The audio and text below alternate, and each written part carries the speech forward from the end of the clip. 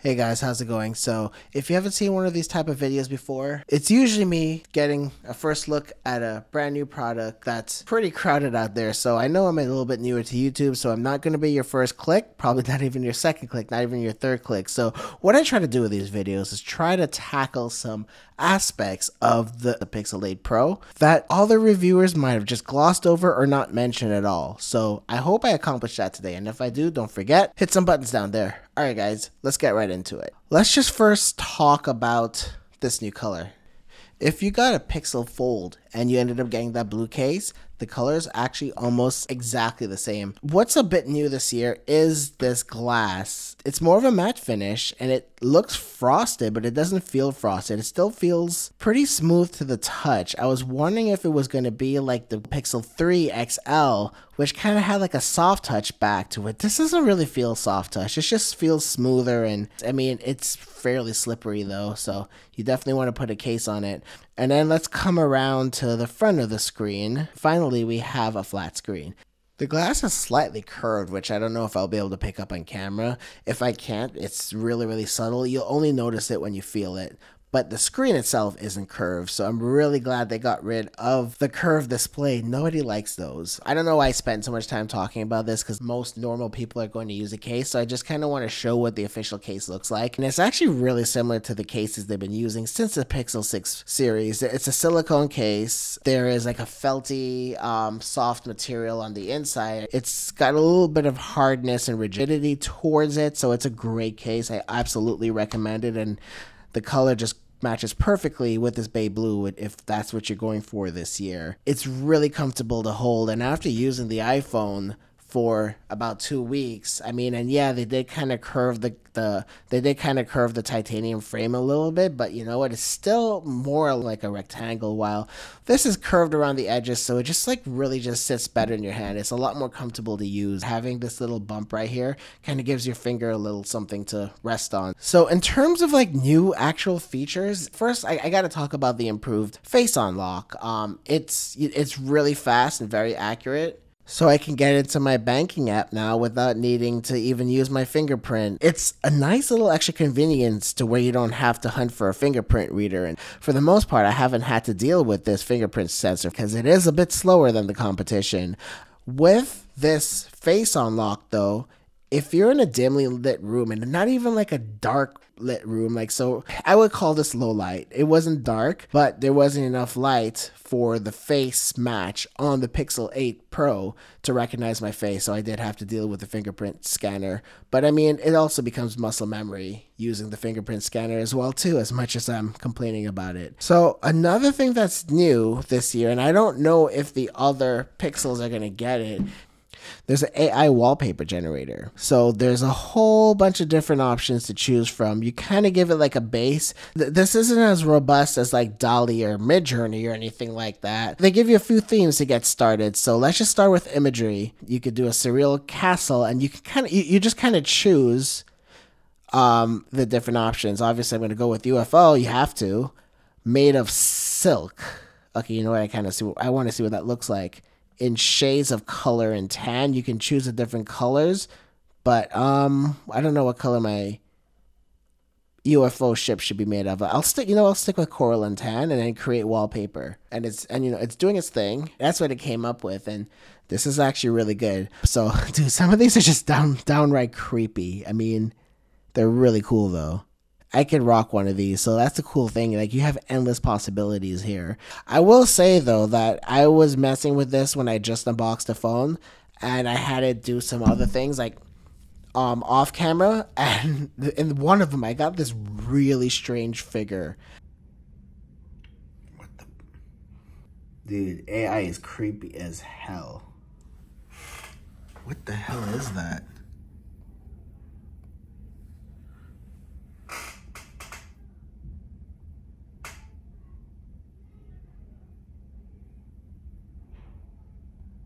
So, but the thing is though, I mean, AI is a tool, is here to stay, whether we want it to or not. So we might as well embrace it. This is a good way to customize your phone. Like there's nobody else that's gonna have this particular lock screen once you generate one in AI. But I want to talk about the new screen here. They're calling it the Actua Display. This one's the Actua Display Pro. I will start off by saying that the only difference is that it's brighter. I'll show how much brighter it is in a second in my outdoor test. But at the end of the day, we're still rocking a sRGB panel on this $1,000 phone. And you know, the colors don't look as rich and vibrant as some of the other phones out there. Even the Nothing Phone 2, which is significantly cheaper. Granted, it has a 1080p only screen, but at least it has a 10-bit panel. So HDR looks proper on the Nothing Phone, on the iPhone, on the Galaxy phones, on every single phone, except for whatever reason, Pixel's still choosing to use an sRGB panel. So that leaves you with 16 million colors, while DCI-P3, which is the standard these days, will give you about like 1.2 billion colors. So it's a significant difference. And I shoot all my videos in 10-bit color, and that's supported by YouTube. So I went back and I looked at some of my videos, comparing it next to the iPhone, and I saw the colors the way I designed it. But it looks a little bit drab and dull on this phone, and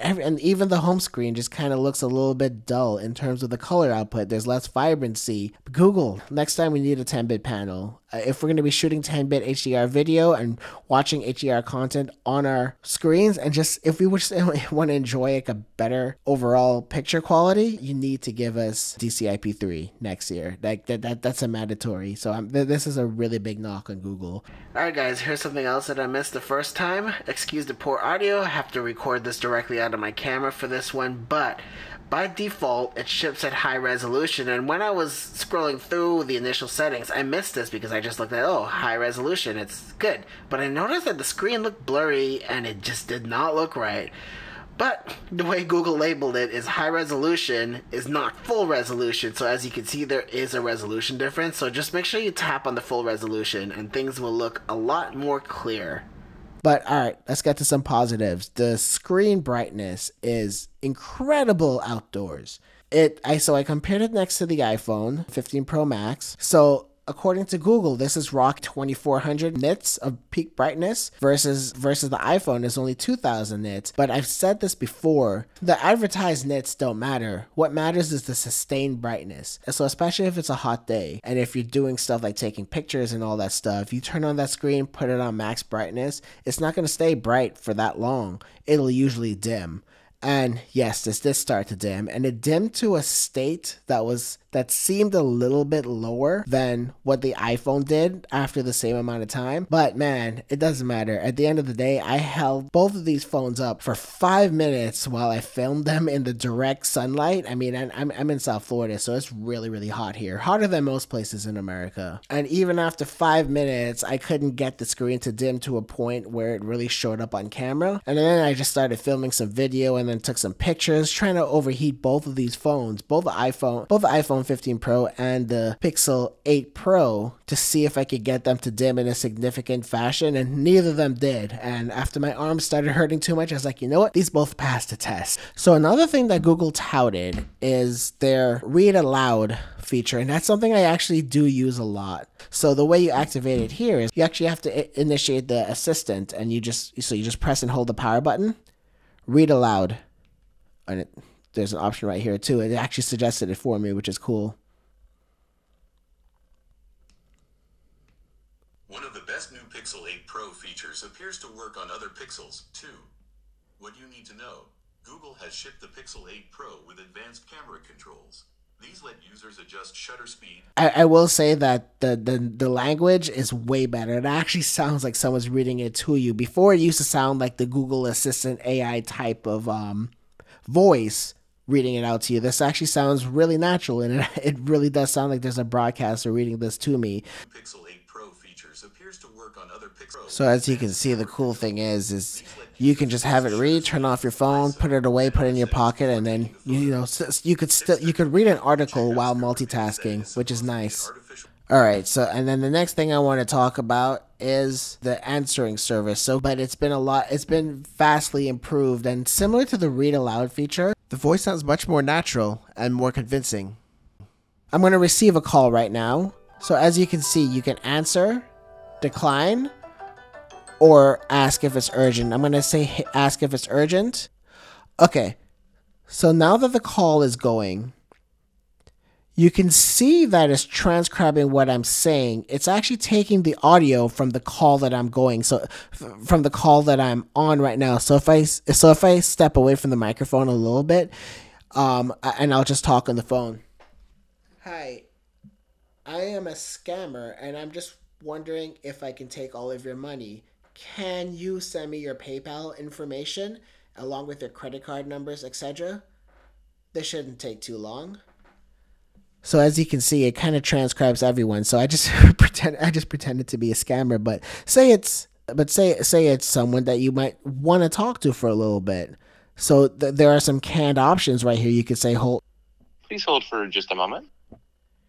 If I hit I'll call you back, it'll hang up, and then you can also say this. Can you tell me what you're calling about? And the thing is, like, as they're talking, you could just say, Can you tell me what you're calling about? Please hold for just a moment. And then right from there, you can press this button to actually answer the call. And, you know, it's kind of like the old voicemail service, if you guys are old enough to remember that, or if I'm just dating myself. And it's also similar to what Apple rolled out, but that only works with FaceTime. The cool thing about this is it works on any single call. So typically, if I'm in a meeting, I can actually read transcripts of why somebody's calling me, or if I'm busy at work, and then I can decide whether I want to take the call or not. But honestly, most of the times, I just want them to text me. I don't need a phone call. So I'm just going to go with this option. They aren't able to answer, but wanted you to text them instead. Thanks. And as you can see, it hung up. Really, really cool. Incredibly useful. I didn't use it too much before because the language did sound kind of robotic. It kind of sounded like a voicemail. So most people don't leave voicemail, so they just used to hang up. Now that this sounds a little bit more organic and a little bit more like a human, I think I might be able to use this feature more without people just hanging up on me. Alright, and I cook a lot, so having a temperature sensor built into my phone comes in clutch when I want to make sure that my oil is hot enough before I start tossing in my food. Very useful. Okay, so let's get into the video quality. I want to start off with the video. Unfortunately, it's been raining a lot, and the video is much improved over previous generations, but it can't compete with Samsung or iPhone. So in the leaves, you can see some noise, but then now let's look at the iPhone, and it looks so much clearer, so much more color, sharper, and it's just a better image. Alright, so I'm just testing out the video quality of the Pixel. I know it's very messy back here, but what are you gonna do, huh? I think the quality is much better than it has been. I'm just looking through the viewfinder right now, but it looks pretty sharp. It's doing a good job. And let's go to a noisy area, which is typically the darker portion. So, you know what? Let's do dynamic range real fast. Like, how is it able to handle outside? That is a window behind me. It is completely blowing out, and you can see my face is starting to get a little bit noisy now too. So it could be better from the front-facing camera, I'm not gonna lie. So then let's go to this. You see, you can see all the noise here. Okay, so now I'm doing the same test, but with the iPhone 15 Pro Max. But let's just take a look at the same kind of test I did last time with the Pixel. Remember, this is a window behind me. There's my monitor. So I'm able to see the details of my monitor a little bit better than I was able to on the Pixel, but the window is still blown out. And now let's just look at the noisy area. Oh, dude, a billion times better controlled. I can just tell right from the viewfinder itself. So the iPhone is still winning, and this is the front-facing camera too, so. So when you look at the colors though, they're both good, but I actually prefer the Pixels. It's more neutral. I like the magenta shift. It's still a bit too magenta though, but the iPhone just looks too warm in most situations. Alright, and this is like an extreme low light test. You can see how noisy the Pixel is around the sides, around in the background, but look at the actual phone itself. It looks sharp. But then now, look at how the iPhone's doing. It did a better job exposing the entire scene, and it has a really high, heavy noise reduction, which ultimately leads to a better overall picture, but you can see that the image is very soft, but this is an extremely low light testing, so this isn't too ideal for most situations. Overall, I think in low light though, the iPhone still wins. But if you're in really good, nice, even lighting situation here, see it was kind of cloudy, so it kind of painted like an overall even light throughout the entire scene, and I think this looks really, really good. I'm really, really happy with the quality of this video, and I would use this in my own footage. Okay, so let's look at some still images here now. So the one on the left is the Pixel, and the first thing you can notice is look at the background. You're getting a good amount more blur than the iPhone is, which is kind of crazy. Well, I don't know how large a sensor is, but you're getting a wider aperture lens than the iPhone, and it shows. And now let's look in terms of the colors here. I've been noticing this with the iPhone. To the right, the colors get way too saturated sometimes to where you lose some detail. Like, look at the Pixel on the left. Those leaves look fantastic, and even the background blur looks really good too. I think this looks like a better scene overall than what the iPhone is able to reproduce, and I've noticed that a lot with my iPhone footage. And here's an image of my dog. This is taken indoors during the day, so not terrible lighting, and you could tell like the colors are kind of similar. The Pixel is more magenta and the iPhone is a bit too warm. In terms of detail, they're both pretty close though, so I'm happy with both of them. Alright, but this video is getting a little bit too long, so I'm just going to show some photos. I like this camera. It's better than any other Pixel that they've ever had, and Pixel's always had some of the best. One thing that's always cool about Pixel is all those cool little features that they have, like like with the long exposure and some of those other tricks.